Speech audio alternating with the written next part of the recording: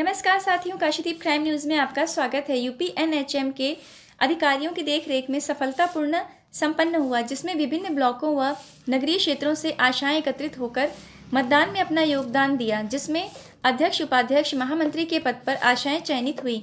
उपर्युक्त कार्यक्रम UP NHM के अधिकारियों के देखरेख में की गई। एक तरफ चुनाव संपन्न हो रहा है, वहीं दूसरी तरफ व्यवस्थाओं से तंग आशा बहनों ने सरकार के प्रति अपना रोष भी दिखाया। प्रधानमंत्री के संसदीय क्षेत्र वाराणसी में कोरोना वॉरियर आशा बहनों ने लगातार सेवाएं दी हैं, फिर भी आशा बहनों को उचित सैलरी नहीं मिल पा रही है, ना ही सुविधाएं हैं, जिसको देखते हुए आज वाराणसी के शास्त्री घाट पर लगभग 50 से अधिक संख्या में आई आशा बहनों ने अपनी नाराज़गी जताई कि ज्ञात हो कि कोरोना काल में भी अनवरत काम करने वाली आशा बहनों को सरकार के द्वारा उचित व्यवस्था न देना, ये बात समझ से परे नज़र आ रही है, जिसको देखते हुए खुद आशा बहनों ने अपनी संगठन तैयार कर ली है, जिसकी जानकारी उन्होंने मीडिया को विरोध प्रदर्शन के द्वारा दी।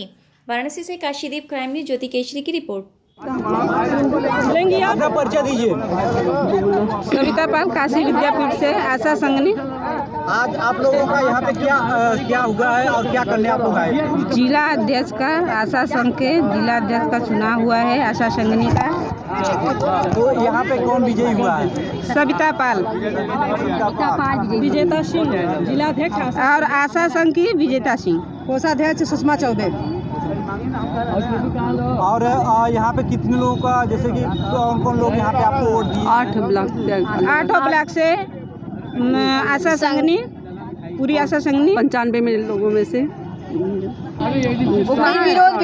पूरा निर्वाचन में उनका निर्विरोध हुआ है जी सबको। और कोई जब बोलेंगे तो आज चुनाव हुआ है, किस पे आप विजयी? आशा संघ की, आशा संघनी की जिला अध्यक्ष। ये कौन चुनाव कराता है, किस संस्था से ये है? एनएचएम के थ्रू। और हमारे चतुर्थ श्रेणी राज्य कर्मचारी के भी सहयोग, हमारे पदाधिकारी लोग हैं कुछ। नहीं बोलना चाहिए। जी, मैं विजेता सिंह, पिंडरा ब्लॉक से आशा कार्यकर्ती हूँ। किस तरह का चुनाव हुआ है? यहाँ पर आज आशा संघ का जिलाध्यक्ष का चुनाव हुआ है और आशा संघनी का जिलाध्यक्ष। हम दोनों साथ में ही काम करते हैं, लेकिन हमारा जो है कि अलग अलग पद है। पद के नाते हमारे दोनों विभागों का चुनाव हुआ है, जिसमें जिला अध्यक्ष, जिला मंत्री, और इसमें हमारे 8 ब्लॉक की आशा संघनी, आशा कार्यकर्ती और शहरी क्षेत्र की भी हमारी आशा कार्यकर्ती उपस्थित रही हैं। और हमारे एनएचएम के पदाधिकारी मंडल वाराणसी के हैं अजय कुशवाहा जी, उनके देखरेख में, हमारे चतुर्थ श्रेणी राज्य कर्मचारी के महासंघ के पदाधिकारियों के देखरेख में हमारा आज चुनाव संपन्न हुआ है। किस तरह की आप? मेरा नाम कावेरी है, मैं पिंडरा ब्लॉक की आशा संघनी हूँ।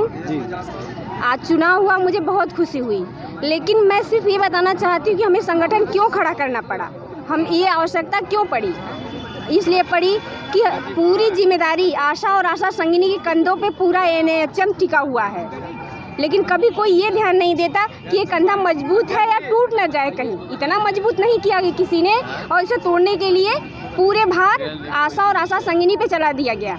अगर एक छोटा सा भी प्रोग्राम चलता है तो पहले, सबसे पहले एक मैसेज डाल देंगे आशा संघनी के लिए। अब वो आशा संघनी चाहे मरे, चाहे जिए, चाहे जैसे 20 ठो 25 ठो, चाहे जितने भी आशा हैं, सबको सूचित करें। और टाइम का कोई बाउंडेशन नहीं है, कोई भी कर्मचारी, सरकारी कर्मचारी होगा, सबके लिए 8 घंटे की ड्यूटी निर्धारित है। यदि 8 घंटे के बाद 1 घंटा भी काम करता है, आधे घंटा भी काम करता है, तो उसका ओवर सैलरी उसको मिलता है, पर हमें कुछ भी नहीं मिलता।